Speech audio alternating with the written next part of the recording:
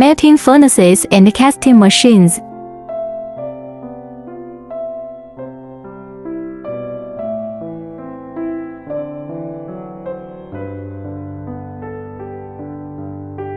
To melt.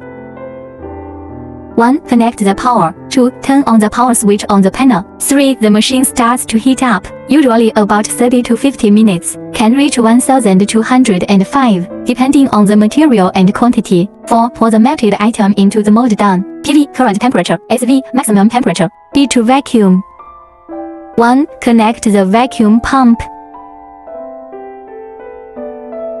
2. Put the prepared steel ball filled with gypsum slurry into the pouring platform and cover it with a vacuum hood, depending on the material and quantity. 3. Turn on the power switch of the vacuum pump and turn on the air conditioner. Open the machine panel to vacuum. 4. After the vacuuming is completed, turn the air conditioner switch to bleed position vacuum release and steel ball removed for drying and dewaxing oven cooperation.